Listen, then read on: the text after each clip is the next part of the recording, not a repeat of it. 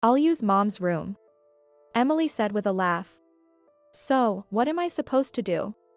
You can sleep in the car, Kevin, my husband, said, making a shooing gesture at me. Got it. I said that and turned my back on the two of them. Basically, they don't need me. If that's the case, I've got my own plan. I bit my lip. Looking back, I've always been taken advantage of. I could endure it because I thought we were family. But to them, I was just a roommate. They don't care if I'm not around. Well, I don't need to endure it anymore. I will do what I want. They better brace up. Even if they regret it after losing everything, I will never forgive them. I'll make them feel the humiliation I've endured. My name is Sarah. At 47, I work for a travel magazine's editorial department. However, I only go to the office about once a week. Most of the time, I'm at home staring at my computer screen. Simply put, I'm a remote worker. There's a reason for this. When I married Kevin at 24, he said this before we got married. I'm in sales and don't have time for housework, so I want you to be a full-time homemaker. But I didn't want to quit the job I loved. So, I switched to working from home. I started working from home while doing housework. Then our daughter Emily was born. Since then, it has been a whirlwind of childcare, housework, and work. But Kevin and Emily could not understand. You have it easy, don't you? Doing whatever you want at home. Isn't working from home just for pocket money? This is how Kevin and Emily put me down. Why don't I choose to divorce him? I've thought about it a lot since Emily moved out. But when we first got married, Kevin used to be considerate of me. That's what attracted me to him and made me decide to marry him. But it didn't last long. Within 6 months of our marriage, Kevin became obsessed with his hobbies. What are you doing? Working on my motorcycle. Kevin looked up, covered in oil. His clothes were filthy, and he seemed genuinely focused. Motorcycles are fine, but help out with the housework too. I know, Kevin said with a laugh and resumed working on his motorcycle. Our new home after marriage was a house in the suburbs. The house was old, but it had a garage where Kevin could store his motorcycle. That's why Kevin decided on this house right away. Of course, the low rent was also a plus, so I was glad we could live here. But it doesn't mean I have no regrets. Because of that garage, Kevin started buying motorcycle parts like crazy. I can store them in the garage, so it's fine to buy them, right? With that, Kevin bought parts one after another. Gradually, the parts became more expensive. Eventually, the spending began to strain our household finances. Could you cut back a little? It's affecting our family budget. Huh? I earned this money, didn't I? I can spend it however I want. I just wanted him to save a little. But Kevin didn't understand that. Every time I said something, Kevin would push back. This repeated until our relationship became increasingly strained. One day, I suddenly felt a change in my body. Do I have a fever? It wasn't serious, but I couldn't ignore it. So I went to see a doctor. The doctor's diagnosis was pregnancy. Joy and anxiety hit me at the same time. Now that we are on bad terms, will I be able to have a child in peace? What if we get divorced? What should I do? With these worries, I told Kevin about the pregnancy. Kevin was overjoyed. From that day, Kevin became like a different person. I'll do the shopping after work. I'll handle the cleaning and laundry on my days off, he said. Kevin started doing everything for home. He had never helped before, and he had changed so much. All my worries vanished like a lie. I regained a happy life. Eventually, Emily was born. As soon as she was born, Kevin started doting on her, ignoring me. But maybe his affection went too far. Emily, spoiled by Kevin, grew up very demanding. She wouldn't listen to me and would throw tantrums even if I scolded her a little. By the time she was in middle school, she stopped listening to me altogether. Naturally, I complained to Kevin. Stop spoiling Emily. Her behavior is getting out of hand. Really? A kid's whims are kind of cute, aren't they? Kevin's words annoyed me. At that moment, Emily walked into the room. Are you jealous because you're not getting attention? Emily laughed out loud. Kevin joined in the laughter. I got up and left the room as if fleeing. I have work to do. As I said that, Emily smirked. Your little work-from-home job, right? Good luck earning some pocket money. It was ridiculous to even respond. I ignored Emily and left the room. Right after, I could hear Emily and Kevin talking from inside the room. Hey, there's this dress I want. All right. I will buy it for you. Yay. It's nice having a dad who actually works. I pretended not to hear. From then on, Kevin had no reservations. He bought Emily whatever she wanted. He even seemed to give her pocket money secretly. I'll endure it until Emily becomes independent. Then I'll divorce Kevin. That's what I had been thinking. Eventually, Emily graduated from high school and said she wanted to become a hairdresser, moving out of the house. Now I can be free. I started preparing for the divorce. Meanwhile, Kevin's motorcycle hobby resurged, and he even went on tours occasionally. Maybe he's trying to fill the void left by Emily's absence. Well, the money he used to spend on Emily is now going to his motorcycle. I plan to divorce him eventually. I thought I could let him have some freedom. So, I avoided interfering. One holiday. Kevin came to borrow my car. What is it for? I'm going to play golf with my colleagues. Kevin usually commuted by train. Moreover, his hobby was motorcycles, and he hardly ever drove the car. So, I bought the car and was the one who mostly used it. Yet today, he wanted to drive the car. Could it be a ride with a mistress? A suspicion crossed my mind, and after lending Kevin the car, I ordered something online. A few days later, the order arrived. I hurriedly installed it in the car. After that, Kevin started using the car frequently. And he always seemed eager to go out. Each time, I suspected infidelity. I decided to confront him only after gathering evidence. I kept reminding myself to be patient. A month or so passed like this. The prospect of divorce became more tangible. I continued my remote work, so I wasn't worried about money even after the divorce. But I was over 40. It wouldn't be surprising if I couldn't work anymore at any moment. Thinking that, I remembered my parents' house. My mother passed away a few years ago, and now it's practically empty. The house itself is old, but it still belongs to me. If I renovate that house, I might not have to worry about money. Having a house means I'll manage somehow. That's what my late mother used to tell me. I remembered my mother's words and immediately consulted Kevin. I want to tear down my parents' house and build a new one there. If you're paying for it, do whatever you want. Kevin replied indifferently. Still, I got his approval. I took action right away. I found a contractor and asked them to build the house. My life suddenly became very busy. Just as the house was about to be completed, Emily contacted us after a long time. Actually, I'm pregnant. Pregnant. Who's the father? His name is Michael. We've filed the marriage papers, but he's been busy with work. According to Emily, her husband Michael was currently in a busy period at work. So, he couldn't come to meet us. Moreover, Emily was already pregnant. She was anxious about being alone and wanted to return home for the birth. No matter how spoiled she is, Emily is my beloved daughter. I couldn't tell her not to come back. Reluctantly, I agreed to let her come home for the birth. Eventually, my new house was completed. We moved in, and Emily returned home. After looking around the house, Emily asked me. There aren't many rooms. Where should I stay? Use the guest room. It's not very big, but it's fine for sleeping. I don't have my own room? Even though it's a new house. Emily pouted.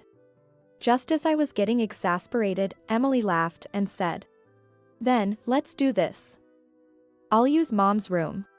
So, where am I supposed to stay? Before I could respond, Kevin interrupted. You can sleep in the car. Kevin made a shooing gesture at me. Got it. I said that and turned my back on them. Basically, they don't need me. If that's the case, I've got my own plan. I bit my lip. Looking back, I've always been taken advantage of. I could endure it because I thought we were family. But to them, I was just a roommate. They don't care if I'm not around. Well, I don't need to endure it anymore. I will do what I want. They better brace up. Even if they regret it after losing everything, I will never forgive them. I'll make them feel the humiliation I've endured. And I've already prepared for the divorce. This is the perfect time to leave. At this moment, I resolved to get divorced. I went back to my room and started packing my clothes into a bag. I grabbed my bag and returned to Kevin and Emily. "You don't need luggage just to sleep in the car," Kevin said. "I need it because I'm leaving," I replied. "Leaving?" Kevin's eyes widened in shock. I handed him the divorce papers I had prepared. "Sign this." Divorce papers. Are you serious about getting a divorce? It's a lot better than sleeping in the car. I yelled at Kevin. Kevin flinched for a moment. Then, he smirked. "Fine, you are just bluffing, right? I'll sign it." Kevin grabbed the divorce papers from me. He signed them on the spot. "Oh, finally getting a divorce, huh? Well, I don't need a nagging mom anyway." Emily sneered. It seemed both Kevin or Emily could not understand the situation they were in. I smiled. "Emily, once we're divorced, you won't be able to live like you have been." "Huh? Dad's the one supporting the household." "What are you talking about? Are you really that clueless?" I showed Emily my phone, still smiling. "Look closely. Do you know what this is?" "What? What's this?" "Our household budget. See here? This says loan repayment." I tapped on the screen. Emily leaned in to look. "All of this debt is because of you." "Huh? I didn't borrow anything." Emily protested. "True, you didn't borrow it. Your dad borrowed it for you." "What? Dad?" Emily's eyes widened as she turned to Kevin. Kevin looked away. "You were spoiled by Dad, weren't you? All the money you spent, it was all borrowed." "No. That can't be true, Dad." Emily confronted Kevin. But Kevin just avoided her gaze. Realizing his silent affirmation, Emily was stunned. I poured salt on her wound. "That's why most of Dad's salary goes to pay off these debts." "Then what about living expenses?" "From my salary you mocked. Now, enjoy living with your debt-ridden father." Emily turned pale at my words. She clung to me desperately. "Wait, Mom. What about my living expenses here?" "Well, ask your father for it." "Without money? That's impossible." If she stayed at home, she could live a luxurious life. Emily must have thought so. But in reality, she would be living with her debt-ridden father. She must be feeling utterly hopeless. "Well, you two have fun together," I said, leaving the house. I went to an internet cafe and decided to stay there for the time being. I got the divorce papers. Now I just needed someone to negotiate the terms of the divorce. Using the internet, I searched for a lawyer. I also rented a weekly apartment for temporary housing. Once I caught my breath, I started thinking about the future. Kevin and Emily were probably arguing about the debt. But that wasn't enough to satisfy me. Is there a better way? While browsing the internet, an ad caught my eye. At that moment, I muttered, "Sell the house, that's it." I immediately contacted the real estate agent from the ad. A few days later, on a weekend, I returned home with the real estate agent. I rang the doorbell and Emily answered. "What are you doing here? You don't talk to your mother like that, do you?" "Mother? You're not my mother after the divorce," Emily yelled. She was clearly angry about the living expenses situation and blamed me. Ignoring her, I entered the house. Then Emily noticed the real estate agent behind me. "Who are those people?" "They're real estate agents." "Real estate agents?" Emily looked suspicious. I smiled and announced, "I'm selling the house. They're here for the valuation." What? Selling the house? Emily shouted. Finally, Kevin rushed out. What's going on, Emily? Why are you shouting? This person is saying she's going to sell the house. This person. I see. I felt a surge of anger but bit my lip to keep calm. Kevin looked at me and then noticed the real estate agent behind me. He started to get angry. What do you think you're doing? You can't just do whatever you want. Kevin pointed his finger at my face and yelled. I pushed his finger away and calmly replied. I'm the one who decided to sell the house. You have no right to interfere. Don't be ridiculous. If you try to do this, I'll sue you. Go ahead and try. You can't win. The house is in my name. When I said that, Kevin was at a loss for words. Emily, with trembling lips, asked Kevin. The house is in her name. Not yours?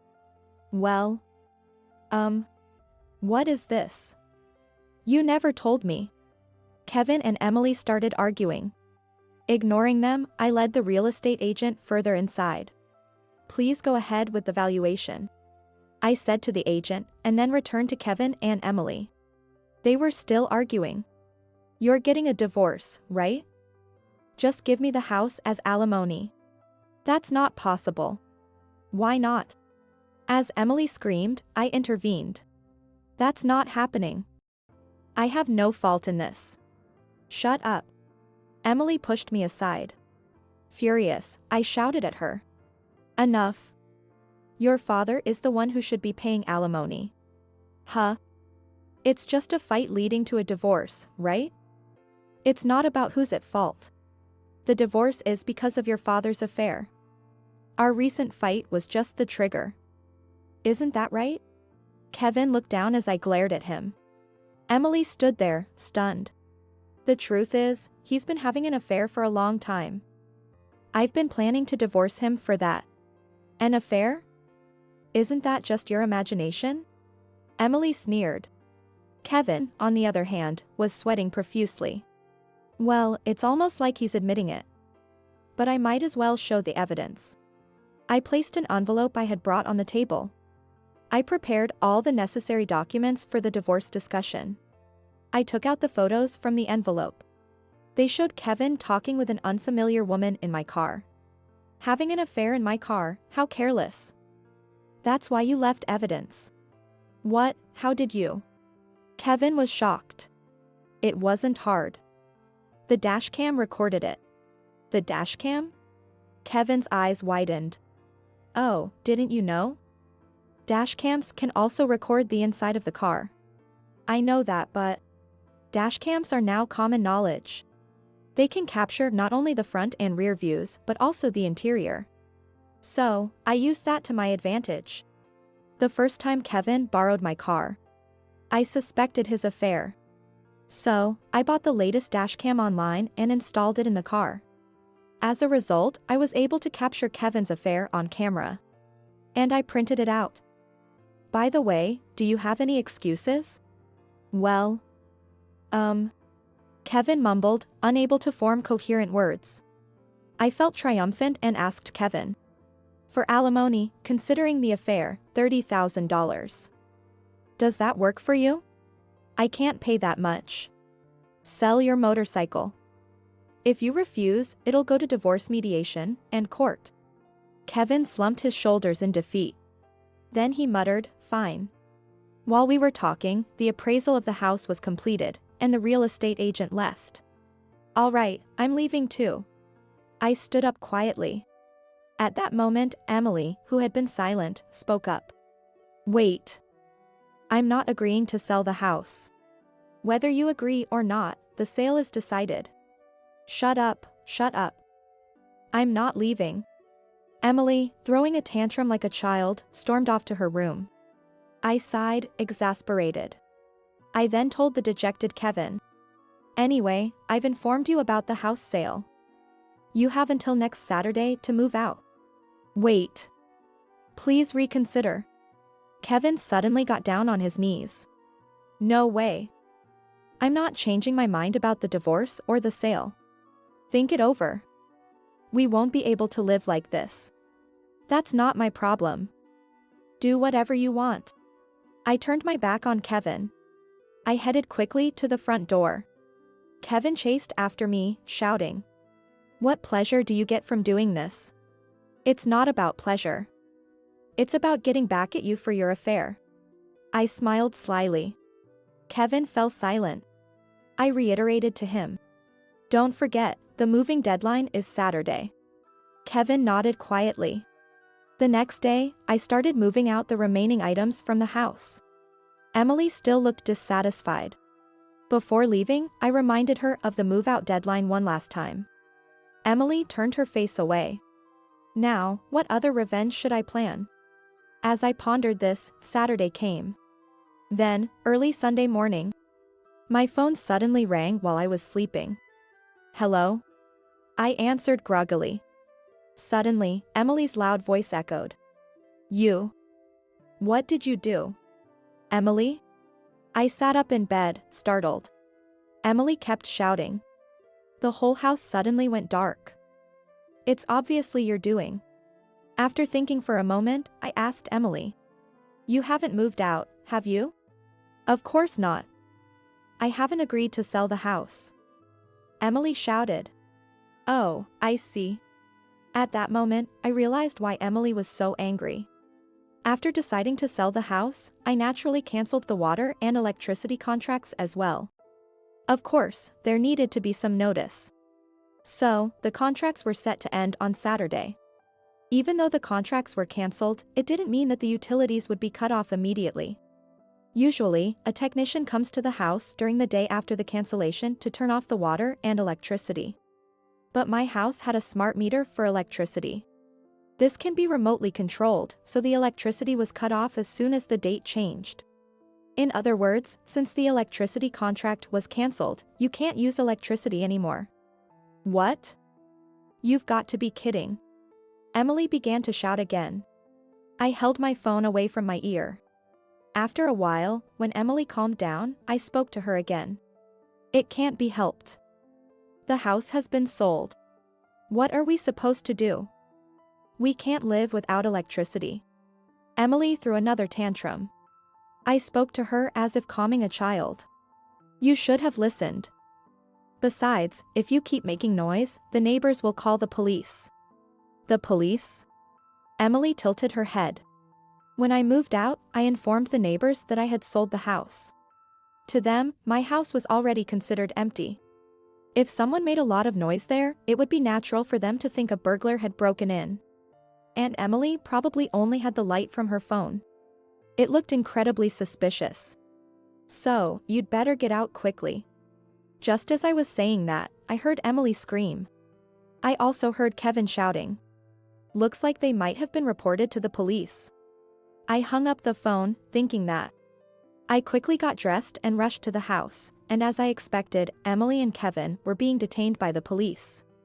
"I'm sorry for the trouble. They're family, but we're getting divorced." I bowed to the police officer. I also apologized to the neighbors who had come out because of the commotion. As I turned around, I saw Emily and Kevin starting to argue again. "It's because you cheated, Dad. You were thrown out for cheating too." It seemed like they were two peas in a pod. Without any shame, their argument continued. "I'm not caught yet. I'm just being suspected." At that moment, a man interrupted. "Emily, so you have been cheating." It was Michael, Emily's husband, who had come to pick her up by night bus. "Michael. No, this is..." Emily began to make excuses, but it was too late. In the end, the commotion ended with the spectacular public reveal of their infidelities. After that, Kevin and I got divorced, and so did Emily and Michael. Emily ended up paying alimony to Michael. However, Emily had no money and was pregnant. Kevin, whom she relied on, was also drowning in debt. In the end, Kevin sold his motorcycle to pay the alimony to Michael and me. Additionally, it seems that Kevin mistakenly told his company that the police incident was due to a dispute with his mistress. Although he denied it later, the rumor spread, and he ended up quitting his job. After that, Kevin and Emily moved into a small apartment to save money. I've heard that Kevin is now working part-time to make ends meet. As for me, I canceled the house sale. Of course, there were cancellation fees. But I decided to cover them with the alimony I received from Kevin. Since I went through the trouble of building it, it would be a waste not to live in it. So now, I'm enjoying living alone in my new house. For a while, I think I'll be fine on my own. With these thoughts, I'm now working comfortably in my new home.